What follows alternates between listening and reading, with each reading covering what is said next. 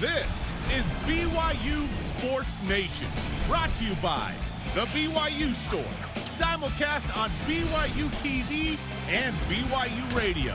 Now, from Studio B, here's Spencer Linton and Jarom Jordan. BYU Sports Nation is live once again. Your day-to-day play-by-play in Studio B, presented by the BYU Store, official outfitter of BYU fans everywhere. It is Thursday, January 20th. Wherever and however you're connected, great to have you with us. I am Spencer Linton, teamed up alongside a man who always finishes his live shot, especially when being hit by a car, Jarom Jordan. No, I've never had the privilege of being hit by a car while doing a live shot. Granted, I haven't even done a lot of live shots, which is more of like a news phrase for that. But this morning, a reporter named Tori Yorgi in Dunbar, West Virginia on WSAZ got hit by a car while doing a live hit. She's fine. Like, she didn't apparently get hurt at all. Good grief. Which is crazy.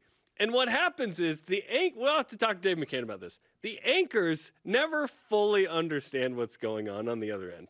They're not like, oh my gosh, are you okay? He was just like, hey, sometimes this happens. When it's like, Mr. No Empathy, what happened to you? This happened this morning. It was crazy. It was insane. I think my favorite part of the whole scenario was the fact that she said, look, it's all good. This happened to me in college, too. It's like, I'm sorry, what? Are you from Final Destination? Like, you get hit multiple times like are doing live shots? And like, she said it was her final week on the job. She's going to, like, Pittsburgh or something. Well earned. For a new job. What?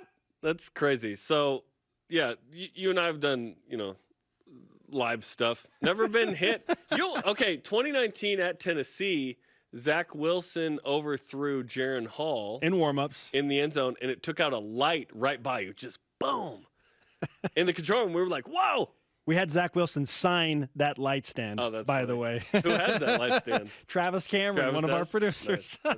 That's worth a lot more now from sophomore Zach Wilson to now. Indeed it is. Live shots are fun. I'll have to tell you the story about my first live shot at the Junior College World Series in Grand Junction. Go. Okay, I'll make it short.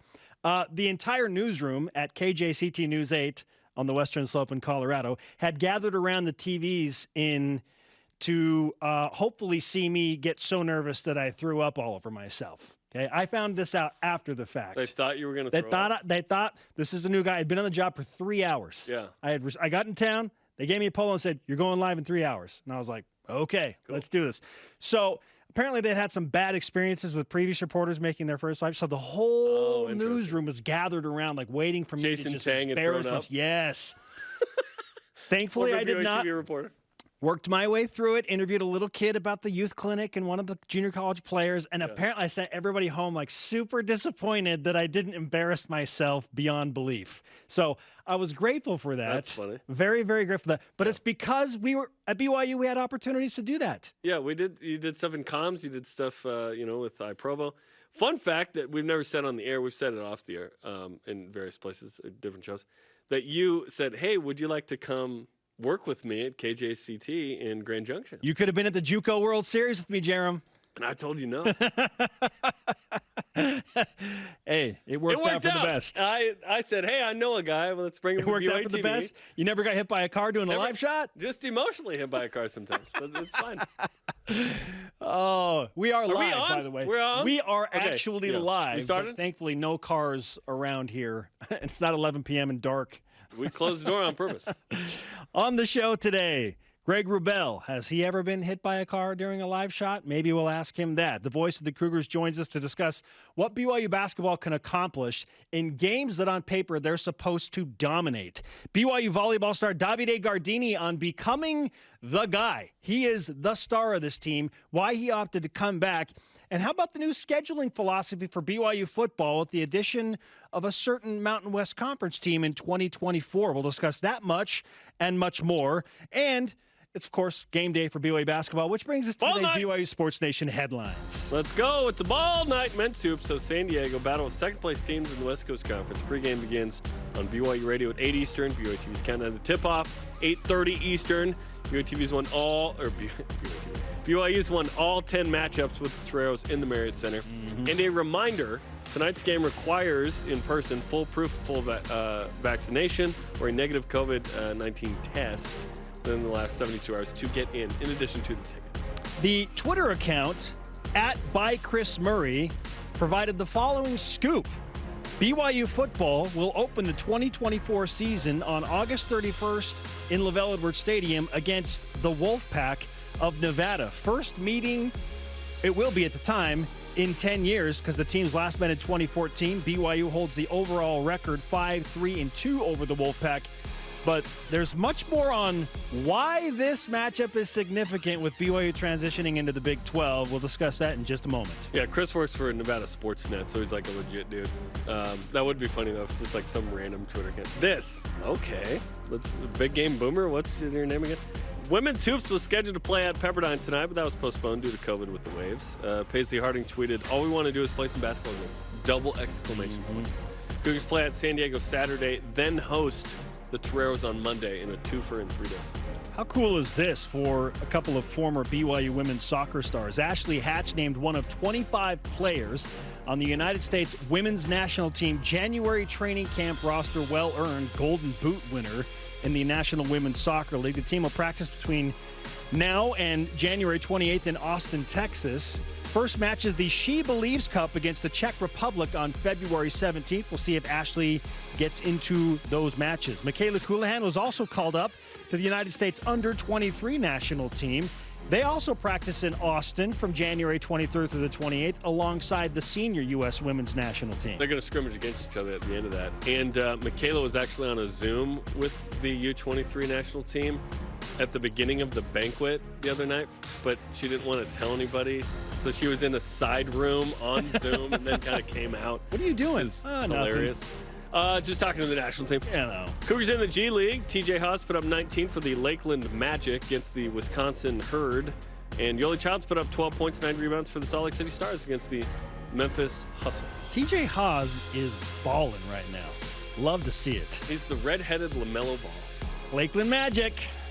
Some track and field news. BYU men's and women's teams compete today through Saturday at the Air Force Invitational in Colorado Springs. BYU track and field athletes hold 4 all-time meet records at the Air Force Invitational and obviously looking for more. The way things are trending, they'll probably come up with a few more records, Jarom. For sure. All rise and shout. It's time for What's Trending. You're talking about it, and so are we. It's What's Trending on BYU Sports Nation. What's Trending presented by Tim Daly Nissan, part of the Tim Daly Auto Group serving Utah since 1968. BYU and Nevada will open the 2024 college football season against each other on August 31st in Lavelle Edwards Stadium, which begs the question, Jarom, what did we learn about BYU football's future non-conference scheduling with the addition of Nevada to 2024, because at that point, BYU will be integrated into the Big 12. Let's do some deductive reasoning here. So Big 12, report this week from Dennis Stott is that they're thinking about 9 games, not 8 conference games. So that would mean you have 3 non-conference games. That would mean you have Nevada. That would mean you have Utah. That would mean you need an FCS team, I would think, that BYU would stay with that. And then it's done? So the schedule's done. Basically. So let's talk through that. We know Nevada August 31st, as you mentioned. Now, there are a bunch of names on here. At Utah, probably available on September 7th still with the Big 12 schedule. I assume they're not going to be like, hey, week 2, you got to play a Big 12 game. So then it's just fitting the FCS game in. That's it. Sure. That's it, which I like this non-conference philosophy. Let's talk through it. One is that you play an FCS game. One is that you play a G5 game, probably at home. And hopefully BYU can start to get into we're a big, bad Power 5 team. Now we can play 7 conference or home games if we want, 7 home. And then I think you should always play Utah. So the question is, will BYU ever have, and I think it will because BYU's been aggressive in scheduling, not passive, the other big non-conference game? Like, do you want to sacrifice, like Utah did with Florida, Utah for another game? Or are you saying, nope, we're going to throw out the G5? Because I think you need an FCS in there to help you get to a bowl game just in case it's that kind of season where you're not winning 8+, right? Can you win 5 FCS games that season? In a bad year, hopefully you can, right? So it's interesting. If it's 8 games in the Big 12, now that opens up the opportunity to go play whoever you want outside of Utah, G5, FCS. But that's what I would like those 3 to be if it's only 3. But then if it's not Utah, if it is Utah, you are sacrificing you're never playing a game with a Notre Dame in Vegas again. Do you want that? Because the Big 12 will be tough enough. It will be tough enough. And you'll have some big games. So depends what you want. If it's a 9-game schedule, certainly I like Utah, G5 at home, FCS at home. You know what's amazing about 5 FBS wins and then an FCS win to get to 6? In the Big 12, BYU will have a bowl tie-in that will get them to a bowl game that even at 6-6 is going to be a better scenario than what BYU has largely faced in Independence. You're saying the bowl game's better? Yes. It's not always necessarily true. Like there are bowl games where Not always true. Like Utah could be in the Independence Bowl in the next couple of years. The Pac-12 will have a time. Like it's not always the case. But we hope the perception is that. I think the perception is if you're a Power 5, whatever bowl game you're playing is a better game. Because of who you are, not what the bowl game is. The Utah game in 2024 is interesting because that game is scheduled after a 2-year hiatus because the Utes opted to play a 2-game series with the University of Florida. They will be in the swamp in 2022. Florida will make a rare trip west out of the Eastern time zone and take on Utah in 2023. So that was like, hey, so long, BYU. We'll see you in 2024. So I would imagine that game absolutely will happen in 2024. It's not going to go after a 2-year hiatus. Well, it's scheduled, is it not? It is scheduled, but all of these other games are scheduled too and up for, hey, let's cancel the contract because BYU's in the Big 12 now. Utah's a little different, isn't it? So for me, Nevada, Utah. Does BYU opt to keep another G5 game or go with an FCS opponent? I say stick with FCS. You're trying to get to a bowl game every year at a minimum. But don't you think BYU having Hawaii in Provo doesn't that feel like a game BYU probably would be favored to win by 17 plus? Hawaii's playing like an FCS program right now. Yeah. And operating like one. Sure. Right? They have some major issues. That's what I'm saying. So I think BYU does have some options here with teams on the schedule because some of these teams are not great. They've also got Georgia Southern scheduled to come to Provo. The last matchup with Hawaii, BYU lost. Like I would argue that there's a big difference with FCS and Hawaii. Yeah. Either way, BYU and Tom Holm will have some big decisions to make. And when do you throw in the bye week? I think that's a small decision. Is the Dixie State game going to stay November 16th, or does that game move up? BYU might have to find a different FCS opponent based on the Big 12 schedule. Does BYU take the SEC scheduling philosophy and want to play an FCS late in the season, if that is even available in the Big 12? I don't know what the Big 12's kind of schedule. I haven't dug in that hard on. Nope, it has to be week 3 or whatever. Then you say goodbye to Utah State as well. Yeah. So no game with the Aggies in 2024 because you go with Nevada, Utah, and then FCS. If the Big 12, when Texas and Oklahoma eventually leave in 2025, opt for an 8-game conference schedule, now you have more room to maybe work in a Boise State or a Utah State into a 4-game non-conference slate. Yeah, it feels like it will be 9, right, based on the report. And welcome back to visiting the in-laws for BYU. You've been divorced. Every Christmas and Thanksgiving, you've been able to go where you wanted to go. Guess what? You don't have a choice as to when you're going to play Iowa State or whatever. You know what I mean? So welcome to, every other Christmas is at the in-laws or whatever, however you function in your marriage. But welcome back to a conference schedule, which is awesome. Like it's just Tom Homo's job as a scheduler just got way easier.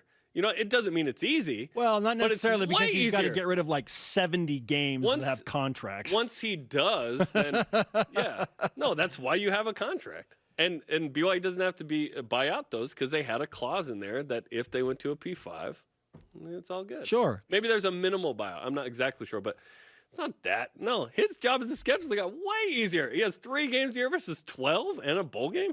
See, and I have no issue with your proposal of FCS, G5, Power 5. And specifically at home, by the way. G5 at home. Don't play road G5s anymore. We don't need that. But I would not be opposed to Power 5, G5, and then lower tier G5. I mean, I don't think it's that big of a deal, especially if all those games are in Provo. Or at least in the state, because you're playing Utah and it's going to be in Salt Lake City. If BYU struggles in the Big 12, then you need to ensure it's an FCS. Just to make sure you go into bowl games. Because that money matters. That money's important. Our question of the day, which games do you want to see kept or added on the 2024 BYU football schedule? Games? Basically, we're talking about what G5. We already know the G5. What FCS game do you want? And we're assuming, right? Yeah. We're assuming. Yeah. What do you want to see on the schedule and why? Let's go to Voice of the Nation. This is the voice of the nation on BYU Sports Nation. First response in from @BuddyPayne444. Dixie State, in-state, though it will be Utah Tech at that point, right? Or whatever they're calling it. I literally was in St. George over the weekend. I have no clue. It'll be Utah Tech. Yeah. Okay. Yeah. Hawaii, Poly Connection, at UNLV, What? home away from home. Wait, you don't want Utah? No Utah? No, Not even Utah State. no, Utah's. And Nevada's also on the schedule. wanna play So Utah. where's Nevada? I want to play Utah every year. There could be exceptions to that. I could see where in the future it's like, hey, no, we actually got a 2-year with Notre Dame and we want to do that instead or whatever. I could understand that mindset. So Buddy Payne adds, this prepares us to start making some new rivalries that actually matter. Oh my gosh, no, stop. Ooh. Another day, by the way, we need to establish who do we think Yes. will be the new rivals. And in the who's Big 12? who's BYU going Like- to play on rivalry weekend in Big 12 play? Because Utah got Colorado. Who is BYU's Colorado? A long-standing rivalry with Texas Tech. Kansas, we're coming for you. Oh my Hashtag BYUS on Twitter, Facebook, and Instagram. gotta have Take Utah. that, Jayhawks. Buddy Payne, you got to have Utah in there. I'm sorry. Coming up, why the Lord of the Rings is competing with BYU football. And he is the Utah Sportscaster of the Year. Greg Yeah. Wrubell joins us to share his thoughts on potential Big 12 divisions and the scheduling conversation and what BYU basketball can accomplish against a team they're supposed to dominate. This is BYU Sports Nation. This portion of BYU Sports Nation is presented by the Tim Daly Auto Group, serving Utah since 1968. Introducing the all-new 2021 Nissan Rogue. A fuel-efficient car that's compact enough to park just about anywhere, but has enough cargo space to fit your hobbies, your kids' hobbies, and your dog's hobbies. It's equipped with the latest safety and efficiency technology for a smooth and quiet ride wherever you want to go, whether it's through the neighborhood or across the country. Are you ready to rogue? It's at Tim Daly Nissan Southtown. Professor Rock here. The Food Nanny. Chandler Scott here. Samry. Hey everyone. Hello. I just want to tell you about this amazing Excellent. Cool account called My Style. My Style checking. I'm talking travel points. Gift card. Concert tickets. All just for using my account. That's My Style. So check it out. Give it a shot. Open your My Style checking account today.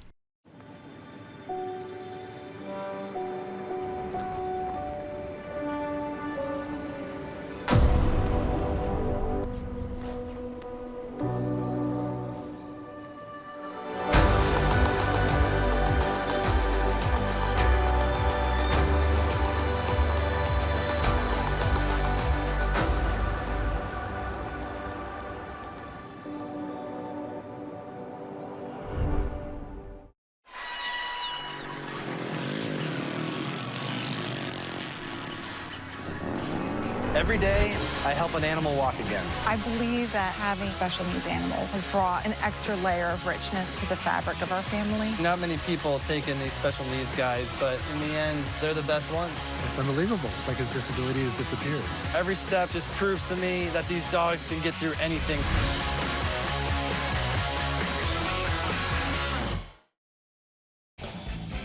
BYU Sports Nation is presented by the BYU Store, official outfitter of BYU fans everywhere.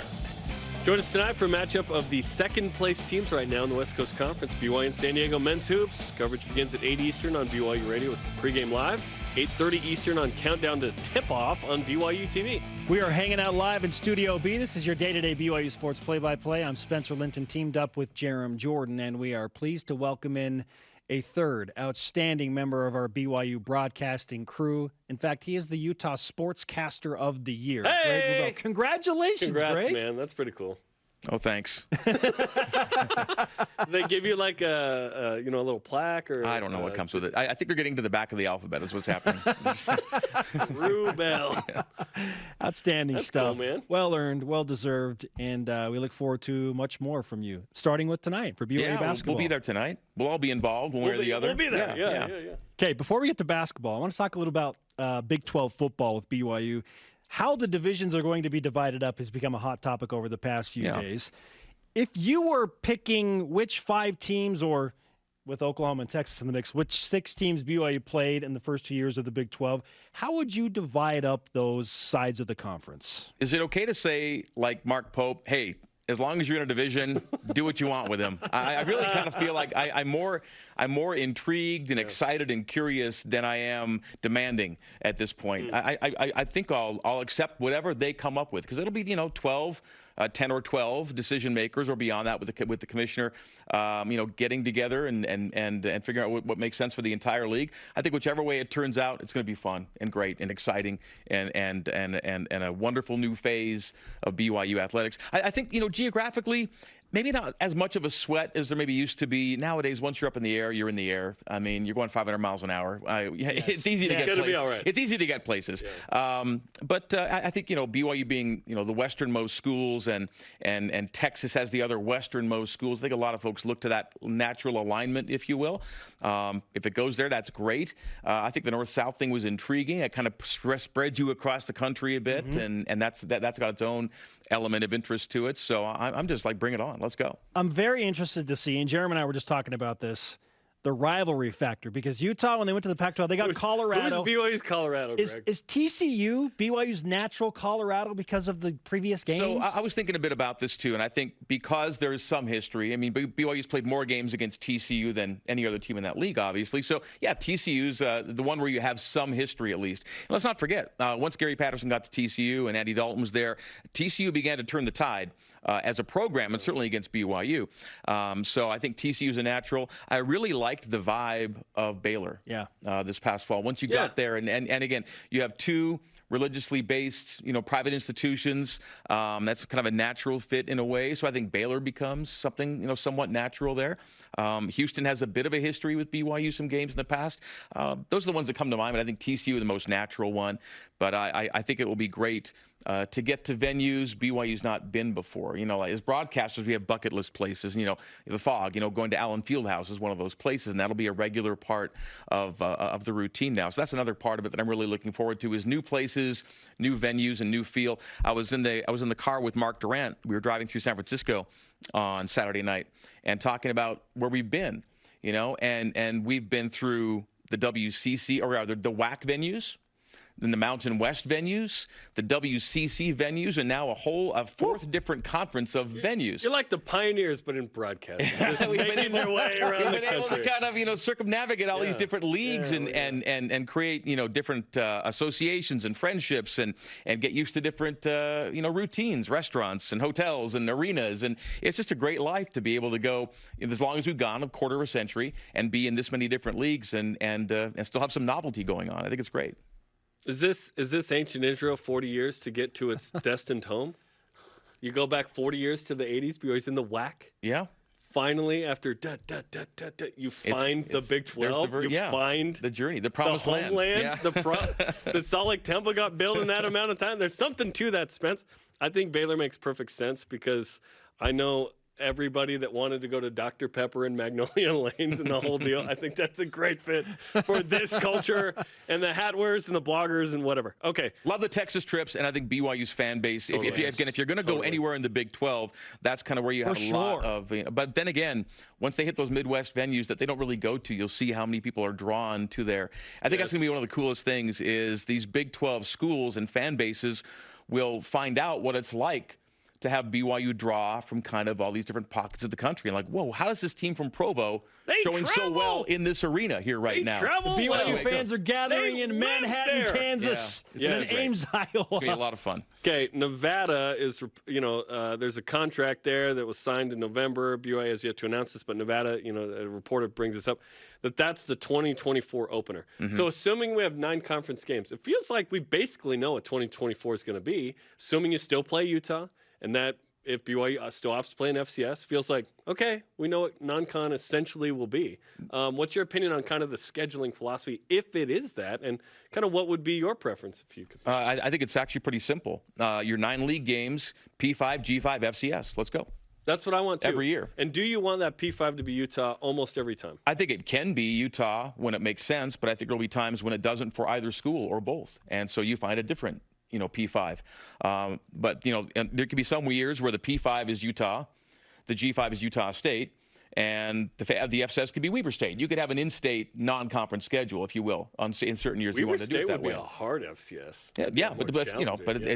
But that's like an example of how you could go P5, G5, FCS and still keep the in-state component. Maybe not every year, but a lot of those years you could have 1, 2, or 3 of those teams involved. Should BYU play road G5 games?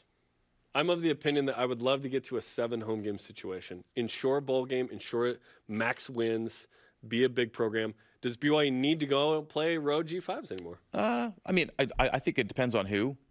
Yeah, but I don't think you can't go to play that game. Yeah, sure. Yeah. It's circumstantial. Now, I am not opposed to, in 2024 specifically, having Utah, Nevada, and then keeping the Hawaii game on the schedule because they're in Provo, and Hawaii's never won in Provo, Greg. So are you okay if Hawaii stayed on the schedule instead of an FCS? If that's the schedule you put in front of me, Spencer, I'll take it. I will broadcast that schedule. I said, hey, the last matchup was Hawaii BYU lost, so I would actually prefer an FCS game in that situation. But yeah. Okay, let's talk about the transfer portal, and we haven't gotten your comment kind of on replacing Tyler Edgar, Christopher Brooks, Houston Heimuli, and of course the running backs that are returning. There's some real quality there. How do you feel about that group against another tough schedule? Yeah, I think the fact that we do have, or BYU does have, Peeney and Hinckley and Miles Davis and Jackson McChesney is kind of a strong nucleus already in that room. I think what they bring in just, increases the competition, the chance to get through a year unscathed at that spot. Now, let's also note, Tyler Algier, for as many issues as there were on the offense with guys missing games, that's a guy that just didn't miss. Like, he was really, really durable and really reliable. And I think that we need to kind of applaud him personally and the fact that they had that kind of consistency at the running back room. You didn't see other guys have to really, show themselves as much as they might have been needed otherwise. And now we get to see those guys now truly compete for a spot. Chris Brooks got beyond 5 yards a carry this past year at Cal. There's still a lot of tread on those tires. He has 382 carries, I think, over 4 years. That's 10 carries a game over 38 games, which I think is what he's played. So 10 carries a game. Again, there's a lot of gas left in that tank. I mean, I think he could have a great year because he's not been overworked, overloaded in any stretch. And I look most forward to the competition. Who really, truly emerges and does, do the coaches say we've got a guy, or are we going to be basically, dividing 25 to 30 carries amongst 2 or 3 guys on a given game? We've never talked about it like this, but he's in a contract year. In the NBA we do. He's trying to get a contract in the NFL. So the motivation is super high. Okay, let's transition to basketball before we have to say goodbye to the Utah Sportscaster of the year. There's only so much time in Greg Wrubell's You'll always be with us with the photo. We're good. Okay, so we have termed St. Mary's, San Francisco, and Gonzaga as St. Franzaga this year. They're the other big three. Just be St. Zaga. Aside from BYU. Franzaga. But there are 4 teams, including BYU, pacing to make the NCAA tournament, so they're kind of in that group. Does BYU have anything to gain in a game tonight against San Diego, a game that on paper BYU should dominate? If so, what is it that BYU can gain tonight against San Diego? Stay perfect in the Q3s and Q4s. Mark Pope, I still think it's a remarkable thing. I mean, sometimes you have bad nights at the wrong place at the wrong time. It happens. There are some really good teams this year that have Q3 losses.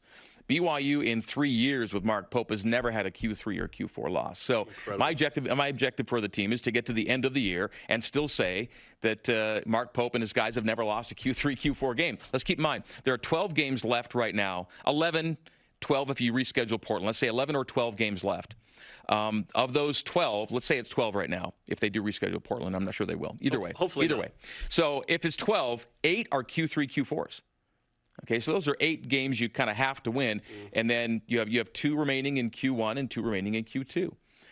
So just winning the Q4 or Q3, Q4 games, that gets you to 11 wins in league. If you can do that, you find another win, you're at 12 or 13. I think is putting you in a really good spot going into the postseason. That's what BYU has to do. It's kind of they're in kind of a take care of business mode right now. And that's what they've been in under Mark Pope since the get-go. And that really has to just get maybe even more attention than it does get.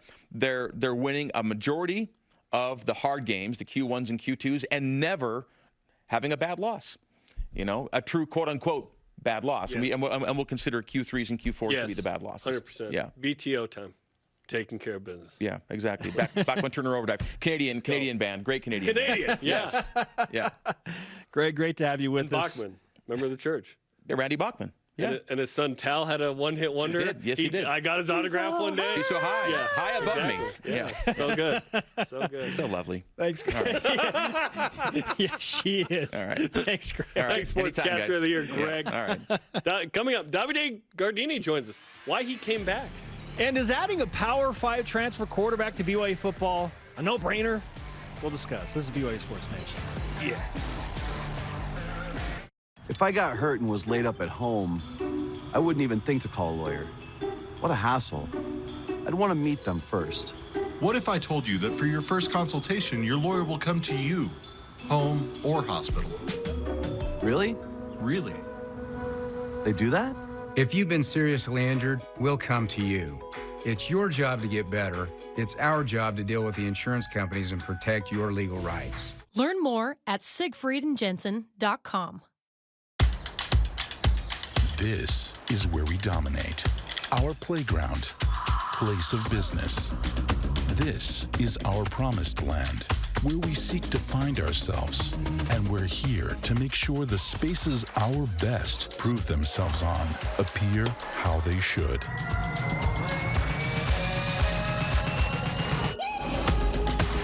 Intermountain Healthcare, official medical provider for BYU Athletics.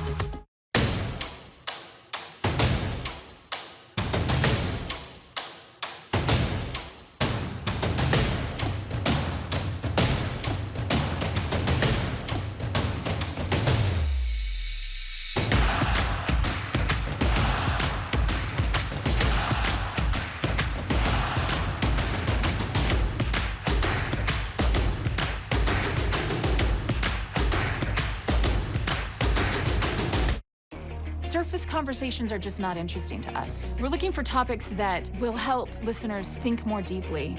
So the more detail, the more depth of expertise, the better. I'm Julie Rose. On Top of Mind, we waste no time getting to the heart of the issue. To get you the facts, free from hot takes or speculation, we inform, not inflame. There's more to the story. Dive deep with Top of Mind on BYU Radio.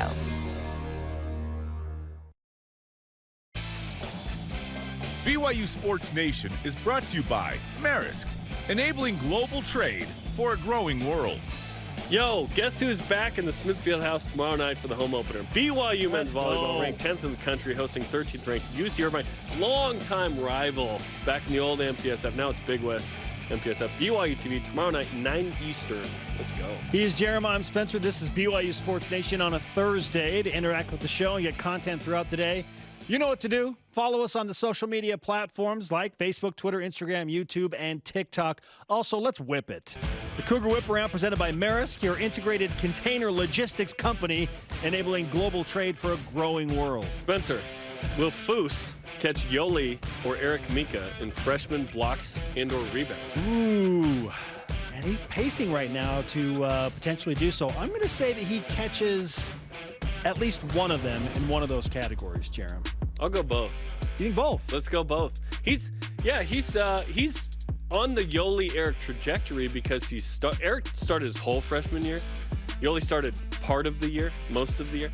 Foose is in that category where he will have been kind of a little more than halfway. He's playing at a really high level, kind of an 8-8 guy right now. He's had a couple double-doubles or close to double-doubles. Yeah, let's go. I tend to feel like it's more likely to be blocks because he just is such a rim protector. He's got a huge wingspan. I'm putting my arms out like I can simulate that. No, come on. Add on about a foot I've never actually, to each arm. I don't know my wingspan. I'm guessing it's like 2 inches short. Yeah. Good stuff. Jarom, do you expect any major changes coming out of this become kind of a highly publicized NCAA convention in Indianapolis? It sounds like, based on our conversation with Dennis Dodd and my conversation with Liz Darker earlier this week, is that this is a big freaking deal in Indianapolis. Bigger than I thought. Yes. We'll find out exactly what it means with the empowerment of the divisions as opposed to just the NCAA. Deregulation. Yes. That always sounds like that's good, but will that mean that the upper crust Power Fives actually make it so it's harder for a team like BYU or other group of fives that aren't Power Five and BYU is to compete at the same level? Here's what I want to come out of that meeting at some point. This is a pipe dream. Relegation. I want relegation in college football. You earn it, you stay in the highest levels. You stink, you get dropped down. That's an un-American idea. I do like relegation in soccer in Europe, but it's so fun. But it's not a thing that Americans will ever adopt. It just makes low-level games like, oh, man, these are the 2 worst teams in the division, but they're playing to stay in the big league. Who's going to volunteer to, like, Vanderbilt's like, no, we're in the SEC. We don't want to be in FCS. Spencer, why wouldn't you add a Power 5 transfer quarterback to the mix at BYU? There's no reason, Jarom. Amen. There's no reason. No reason to not add a Power 5 transfer quarterback to the mix. Next. Yes. It's been a minute since we've done this, so let's update the people on how many days until the 2022 college football season begins. Hit it! Countdown to the polls. 226 days away. BYU opening the season in Tampa at USF. Not San Francisco. It's the University of South Florida. That's right, home of Thomas F. Brady. And BYU no longer has a Florida curse. So let's go. Never was one. You just needed to not play Miami or Florida State. You know what I'm saying? Has BYU played Florida? BYU's never played Florida. BYU's never played Florida. It was Florida State, Miami.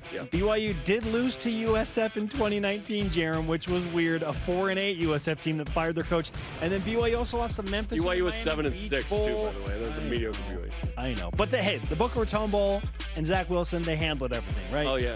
It was nice. All good.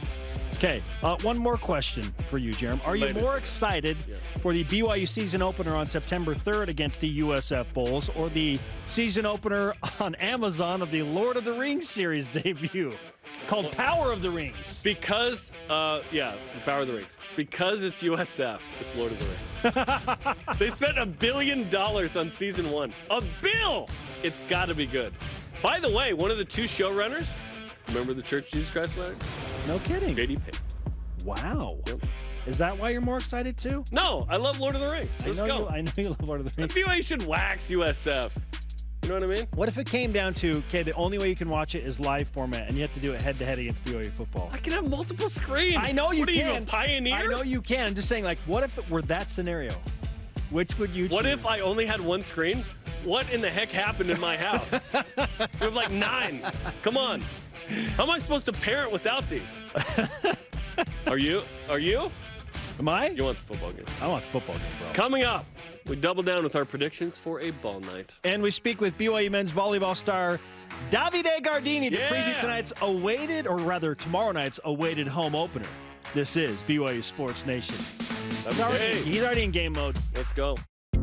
Trio Orem Senior Living believes in empowering seniors to live life to the fullest. We help eliminate stress out of daily life when you live at Trio. Less time focusing on housework means you can socialize at one of our many events, with safety in mind, of course. And did we mention our spacious apartments with modern amenities? Learn more about setting up a private tour at trioorem.com.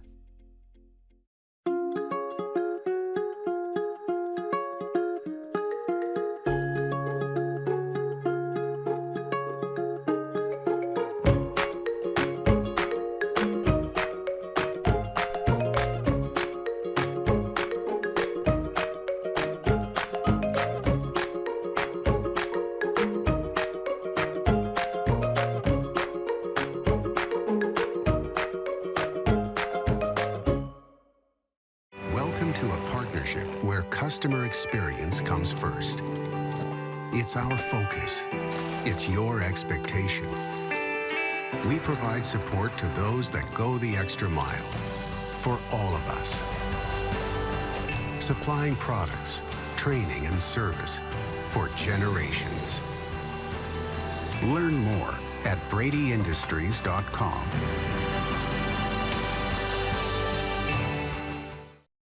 There are things happening in Seaburg. They care more about people spending money than they do about people getting sick. If they're causing toxic pollution, it is everyone's fight. We can't just let them get away with it. If anyone can figure this out, it's my brother. Friends don't abandon each other. Fine. Be heroes. I know what it's like to love someone so much you'd do anything for them. Whatever happens, I'm glad we're facing it together. Me too.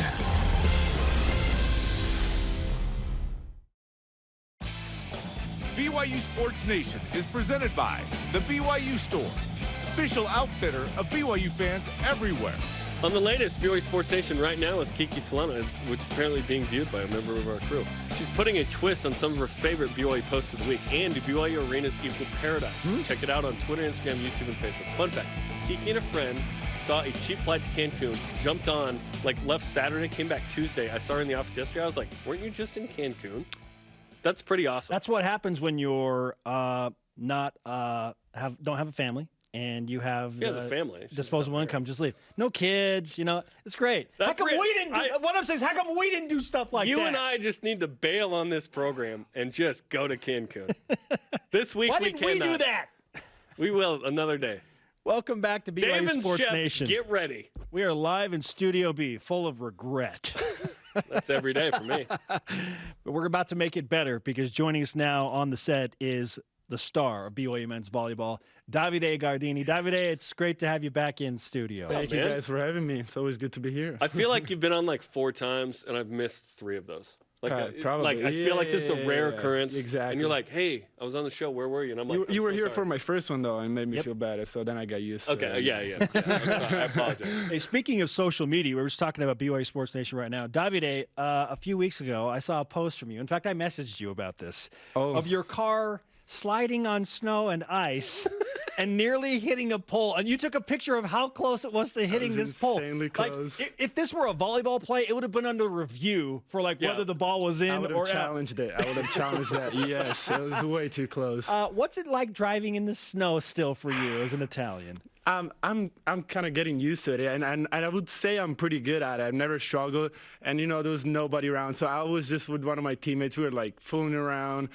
And then I lost control for the first time ever on the snow, and that felt pretty terrifying. And luckily, I kind of did something at the end. I tried to give it some gas, and we stopped in time. So it was fun. It was fun. I'm so glad that you and your car are okay. We both made it out good. okay. Yeah. I'm recalling a high school experience in the parking lot where I hit the curb in a similar situation now. Yeah, exactly. Okay, let's talk about this team. Certainly, 5 starters gone. It was all chips in the last 2 years. You chose to come back on this squad. You could have easily said, you know what, I'm playing in Italy. What were some of the reasons why you wanted to be here for this season? I talked for a long time with the coaches, a lot of other people that I trust, trying to figure out what to do. As I said, I had other options, and I thought about it for a long time, but mainly it's about me growing as a person, as a leader on the court. I've got a lot of guys around me that trust me, and I have a lot of faith in them. But it's different. Last year, we were all kind of on the same level. You had Gabi, Will, a lot of older guys, and I was there with them.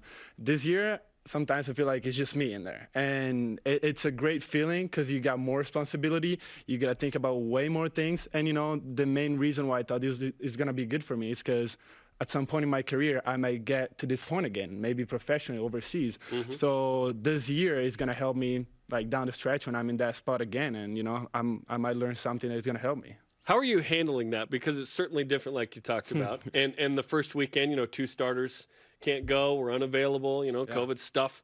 And you get swept. That's not something you're necessarily used to.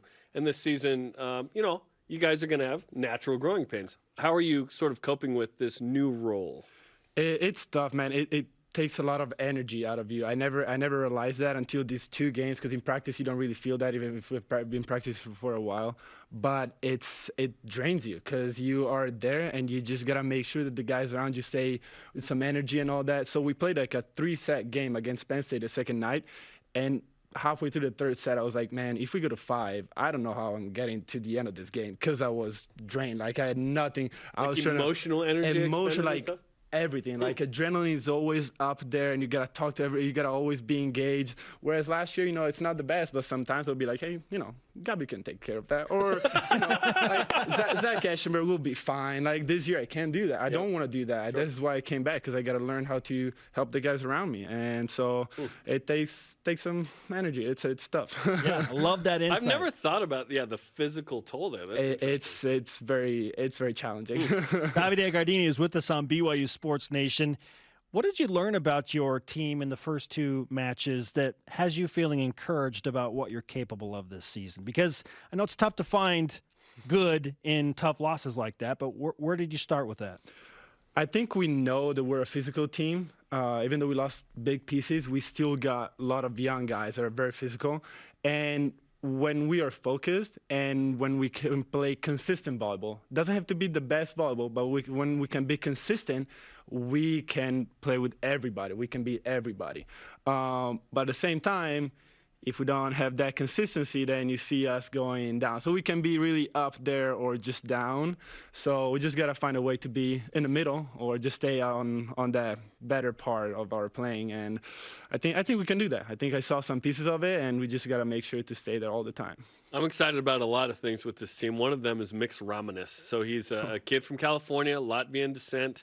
And he hit it hard in the weight room with you. Redshirted last year, was probably close to playing in a couple matches, but didn't. So he's a redshirt freshman, has never played in a match for BYU, was unavailable 2 weeks ago, but he's going to be a good player. Yeah, I've been talking to him. He's super excited. I didn't even realize that he never played before. So he was telling me things here and there. I'm like, dude, he never played. That's insane. Like, I'm excited for you. So he's a good player. I'm excited for him to go out this weekend and show everybody how good he is. Now, Jarom referenced a couple of starters that were unavailable because of COVID scenarios. Your head coach, Sean Olmstead, was also in COVID protocols. So that's news for those that don't know. Yeah. Sean is available tomorrow, but he's been out this whole week. Yep. How much has that added to the pressure that you are feeling as a leader on this team, not having your head coach available for the past little bit? Yeah, I don't want to think about it too much. You know, we got the other two coaches that can take care of like most of the things. So I didn't feel like a big change, and I don't want to, you know, because the coach is gone now, I don't want to be the guy that like feels entitled to do more. So I try to do my own things as always.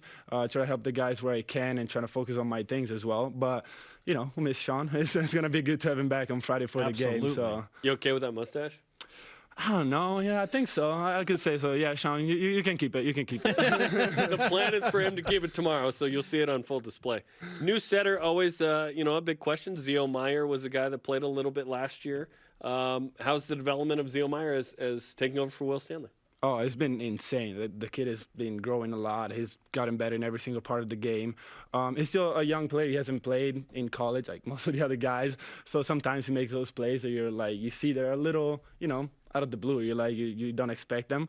But he can give us a lot from the serving line. He's a guy that loves volleyball, is always trying to learn more, watching video, which is something that I love in the guys around me, And he's going to add something to this team. It might take him a little, a couple of games to get started, but he'll come around and he's going to be a big gun for us. It's going to be pretty useful. Lefty setter. Always love it. Yeah, let's go. Yep. You finally get to play in front of your home fans. How much of a difference will that make, given the early season struggles, that now you get to come home and play in front of the Smithfield House again? It's funny you ask, because I was thinking about it last night, and I realized that I haven't played in front of a field house. Not packed, but even with a certain amount of fans in a while. Yeah. And it's different. Like, for me, having fans and, having the crowd there just adds something to it that you cannot replicate anywhere else on any other thing. So I'm looking forward to it. We need it. And even when we were at Penn State, we had some fans, but nothing great. So it's going to be different. It's going to fire us up a little bit. And, playing the field house is always better for us. It's definitely better. Let's dig in more into what we were talking about kind of your role in this team. How do you avoid trying to do too much? As okay, I'm the one returning, Mitchell Worthington at libero, and you're the one hitter that's back in the starting lineup. How do you avoid trying to do too much this year? Because that would be a natural feeling, I would imagine. And it kind of was like that at the beginning of the year. I felt like I was trying to do too much. I started talking to the coaches, a couple people around me that can help me with those mental things.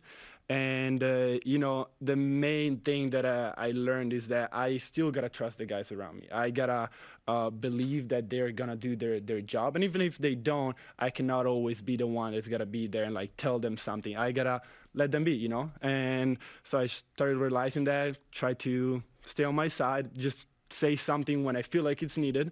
But other than that, it's been not too hard. I want to talk about something you've talked about in the broadcast, but you have a necklace that has it's an ode to your mom and dad who played. Oh, you're wearing it now. Oh yeah, the Italian national team. Yeah. You always wear it. Tell us about it. So it's an A and an N, and they're kind of put together. because my dad's name is Andrea and my mom's name is Novella. And then there is a number 13 because my dad used to play in the national team with number 1 and my mom used to play in the national team with number 3. So 13 is kind of like the family number. My sister played with that number, actually. I ended up picking 1 for other reasons. But, you know, it's something, I don't know, I always have it on me. It's my family staying with me. Close to your heart. That's really cool. Love that. Davide Gardini is with us on BYU Sports Nation. Before you go, I want to talk to you about how you get your team to that consistent level. What aspect of the game needs to improve the most? Is it passing? Is it serving? Is it setting? Is it overall defense, energy? How would you say that your team gets to that consistent mark more often than not? Yeah, we've been seeing that, like, sometimes we lack on energy a little bit, but it also is something that you cannot fabricate energy when you're not playing good volleyball. So that's something that we need, but I think there's things before that, and we've been talking about it. And serving, well, passing has been okay. I feel like it's not where we were last year, but it's still okay. It's good enough for us right now. Serving's got to improve. Penn State, that's what kind of killed us, a lot of missed serves. So getting back in the field house with defense, I know we're going to be more confident. And when you start making serves, you put pressure on the other team. And, you know, they start making mistakes. They're like, oh, okay, now we got to make points. They're not just giving them to us. I think that's going to be a huge thing. And other than that, I would say floor defense, like not blocking, but floor defense, we've been struggling. And we're not, BYU has always been good at blocking. Back row defense, we struggle a little bit, but usually every year we start pretty bad, and then we end up getting better throughout the season. So I know we're going to do that again. I'm excited. And hey, UC Irvine, that's a fun matchup too. Those guys are always long, always physical, right? It's going to be interesting. It's going to be a very fun game. Yeah. Go. Welcome back to a full Smith Fieldhouse. Let's go, Anteaters. Yeah, let's go, man. Oh, by the way, for the first time ever, the season ticket reserved seats sold out. Ooh. That's never happened. They told us. Which is crazy. That's insane. You're a big part of that, Davide. Let's go. They're like, Gardini's back? I'm in. Yeah. Outstanding. Thanks for hanging out. Let's give you some BYU Sports Nation karma for the matches. Oh, thank you so much, guys. I'll take it. Tomorrow night, 9 Eastern, BYU TV. You got it. Let's go. Okay, coming up, Gideon George's parents making a difference in Nigeria as well. And our double down predictions. Is today the day that I launched the comeback train? Maybe. You've been saying that for a while. This is BYU Sports Nation. Hi, Spencer Linton here, letting you know when your company joins the BYU team as a corporate partner, your brand can be featured in sports programming on BYU TV and BYU Radio. In addition to all of the great games, you can be part of the BYU coaches shows, place your message in Countdown to Kickoff, basketball pre- and post-game shows, and each weekday on BYU Sports Nation. We invite your team to join ours and become a corporate sponsor of BYU Athletics. For details, email sponsorship@byu.edu today.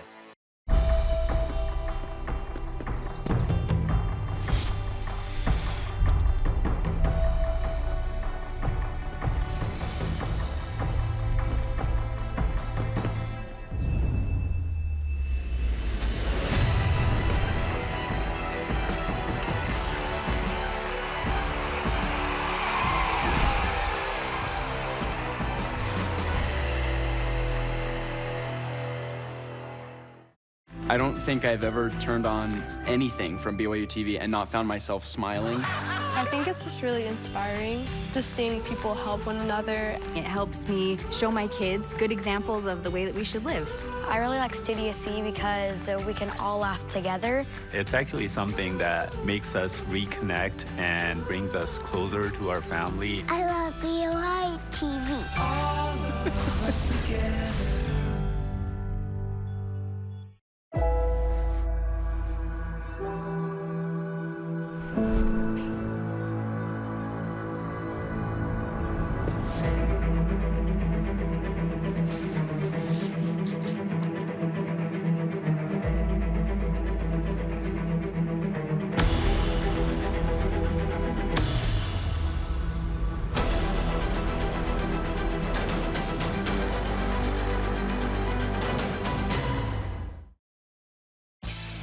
This portion of BYU Sports Nation is presented by Mountain America, the official credit union of BYU Athletics. Welcome back to BYU Sports Nation. We're always available on demand via the BYU TV and BYU Radio apps. And hey, we have a podcast. I don't know if you knew that. If you're listening to that, this right now, you knew that. But you can subscribe, rate, and review it. It's time for double down picks. BYU hosting San Diego. 2 predictions about tonight's game. If we get each right, that's worth a point. If you get both right, then there's a bonus point for a total of 3. Jeremy, you currently lead 29-15. Jason and Dave have a combined 5 points. I love that we keep track of theirs. They don't participate every time. We're like, oh, look, they only have 5. Number 1, no one will score 20-plus in this game. There's not going to be someone, no one's going off in this one. Please, Alex Barcelo, go nuts. Everyone's under. AB, chill the heck out. Alex, go nuts, man. He's going to get pulled with 7 minutes to go. BYU's up 21. Number 2, no player will have a double-double either. Now, there are 2 players for San Diego who have back-to-back double-doubles. Okay, and Foose had a 9-9 in the last game. So I'm basically saying everyone's just going to chill the heck out in the stat category. Yeah, come on, Foose. Earlington and Townsend, 2 names to watch out for with San Diego. Those guys can absolutely ball. Okay, number 1. I feel like the defense is going to show out tonight, Jarom. BYU will hold San Diego to 60 or fewer points. That's 30 or fewer and a half on average. 60 would be an excellent defensive performance. San Diego averages about 68 points a game. Yeah. Okay, number 2.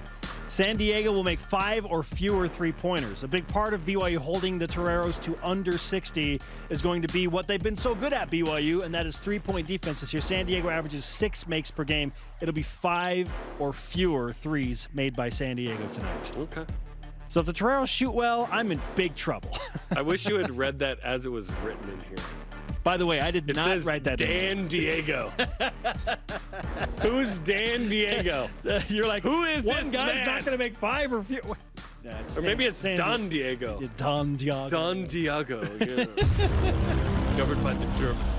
Yeah. Oh, our question of the day. Back to BYU football. Which games do you want to see kept or added on the 2024 BYU football schedule? We're asking this because there's not much to do here. We found out yesterday that Nevada is going to open the season at LaVell Edwards Stadium in 2024, thus pushing UCF, conference opponent, away. We think Utah will remain. So at that point, does it become just an FCS school? And BYU has an FCS opponent, Dixie State. Our elite voice of the day, presented by Sundance Mountain Resort. Blaine Swallow answers on Instagram, always Utah. But I wouldn't mind seeing Georgia Southern so we can all dress like burritos and call it the Burrito Bowl. I forgot about that. They're throwing burritos at our guys. Yeah, Sunbelt team make the trip back to Provo.